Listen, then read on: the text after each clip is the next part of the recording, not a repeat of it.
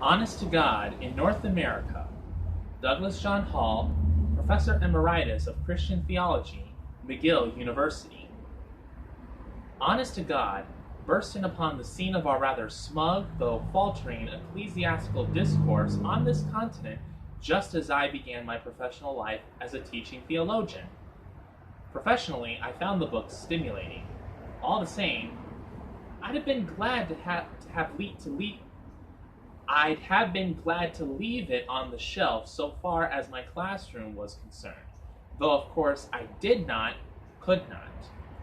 I did not feel then that the churches in North America were ready to tackle such an intensive rethinking of the basics.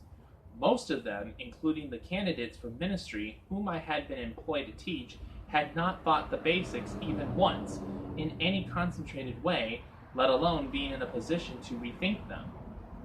The background out of which Bishop Robinson spoke was quite different from that of most of his readers.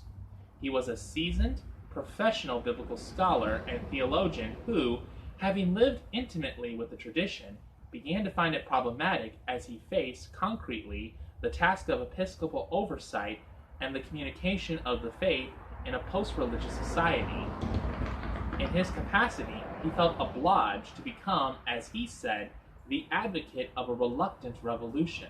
Reluctant because, as a serious scholar of the doctrinal traditions of Christendom, he had a respectful awareness of their profundity. He was not an iconoclast, self-righteously bent on clearing the household of faith of all its doctrinal bric-a-brac. If he was driven to raise revolutionary questions about what he had been handed over, très bien, it was not for want of reverence, but because he understood its treasures well enough to realize that without removing them from the earthen vessels of the outmoded metaphysics and anachronistic dogmas in which they were encased, they would be lost to the contemporary mindset, and in all probability to the church itself. Not only did Robinson speak out of a scholar's awareness of the great tradition, he was also, as Honest to God itself demonstrates, knowledgeable concerning 20th century developments in Christian theology. As Theodore O. Weddell, canon theologian of the Cathedral of St. John the Divine in New York City, remarked in a review, the Bishop of Woolwich is not committing a crime in revealing to a wider public what has been going on for a generation and longer in the world of advanced theological learning. Those who found Robinson's musings shocking evidently had little awareness of the Teutonic mentors on whose work he drew, Tillich, Bultmann, and Bonhoeffer, nor of the others on whom he might have drawn, including Karl Barth. As Martin E. Marty remarked in a Christian Century Review, track the Teutonic lions to their lairs and you will hear more ominous growlings any day of the week than this genteel book admits. Unfortunately, nothing remotely approaching Robinson's knowledge of either contemporary theology or the classical doctrines of Christendom could be counted on in the churches, at least the churches in North America, where theological inquiry and the pursuit of understanding, as de Tocqueville had judiciously observed long before, was rarely associated with popular religion. What could be assumed in this context in 1963, moreover, far from constituting an aid to any measured reception of Robinson's critique, represented a deterrent to the same.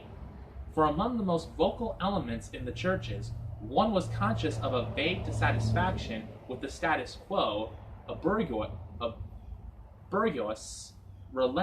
restlessness with religion as a whole, a spiritual disquiet articulate in a few but merely brooding and disgruntled in the majority. The euphoria of the post-war period was over. The church's building spree of the 1950s had mercifully spent itself, and the great countercultural revolt of the 60s and early 70s was just about to erupt. The time was ripe, it would seem, for a Christian battle cry. And that, I think, was how Robinson's book functioned within the churches of the Protestant mainstream, the original intentions of its author notwithstanding. The result was that a book that might have brought illumination and sober reflection to a province of the church badly in need of these brought agitation and turbulence more often than it did clarity. For those who shared something of Robinson's deep indoctrination in the tradition, honest to God could and often did highlight the very questions they had been silently nursing. I remember well the enthusiasm of an urban Dutch theologian, the late Ellen Flesseman van Leer, who was visiting Canada at this time, and who, when I asked for her reaction to the new book, beamed, "I wish I had written it." But these were the exceptions. Many clergy and students of theology, possessing that dangerous thing, a little learning, fastened on the more outspoken statements of the book and made them rallying points for their own largely inchoate feelings or causes. If their inclinations were conservative, they could damn the bishop.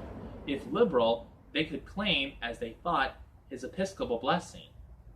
This was only the beginning of an entire epoch in North American Christianity that was punctuated by little books which often, independently of their authors' aims, functioned to fill the vacuum of purpose and direction in the churches and to fuel the fires of polarization. After Honest to God and the Honest to God debate came Harvey Cox's The Secular City. J.C. Hoekendik's The Church Inside Out, Albert van den Heuvel's The Humiliation of the Church, Gabriel Vahanian's Wait Without Idols, Paul Van Buren's The Secular Meaning of the Gospel, and others. Then by the late 60s, we were into the death of God theologies, attended by a whole spate of theologies of secularity, celebration, hope, liberation, accompanied or followed by black theology, feminist, womanist theologies, ecological peace, and justice theologies, theologies of sexuality, and so on. All of them investigations inspired by concern for some forgotten, submerged, or deliberately marginalized aspect of the tradition, usually embraced in the name of a popular identity or issue.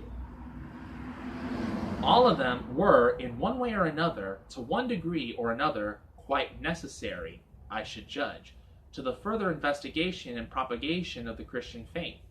Nevertheless, the real service such works could perform for the Christian movement as it tried to make its way into the future beyond the impasse of modernity depended for its efficacy on a greater awareness of, and, as I shall argue in the conclusion, a greater commitment to, the whole tradition that could be assumed in the North American churches. Where these new theologies inspired the depth of rethinking, reimagining, that their authors themselves, most of them could claim, or where, in the process of upholding their particular points of view, they also undertook a teaching ministry for those who could not make such a claim, the thinking and decision-making they inspired really could be appreciated as a renewal of faith. But where their impassioned messages fell on the rocky ground of biblical and doctrinal ignorance or naivete, as it more frequently did, they brought agitation without illumination, enthusiasm without wisdom. Perhaps that is, after all, quite predictable and usual. History does not wait for a public that is mature before it introduces its various revolutions. All the same, experience shows, I think, that a public that has lost touch with its own foundational assumptions is not only often at the mercy of enthusiasm, but does grave injustice to its own more responsible reformers and profits by hearing their critique without the benefit of comprehending the system being criticized. Such a public takes the results of its reformer struggles, rather some of the results, without sharing the painful process of deriving them. Where Christianity is concerned, this is an especially important observation, for the hope that Christians entertain, though it is forever in need of restatement, semper reformanda, depends on a lively remembrance of what has been handed over. That is why all great reformations of the Christian movement, including the Reformation of the 16th century, involve both a forward and a backward look. Think of Luther's dependence on Augustine. Hope will be recognizably Christian only when it grows out of a fresh wrestling with the collective historical memory of the community of discipleship as it encounters new barriers to its credibility.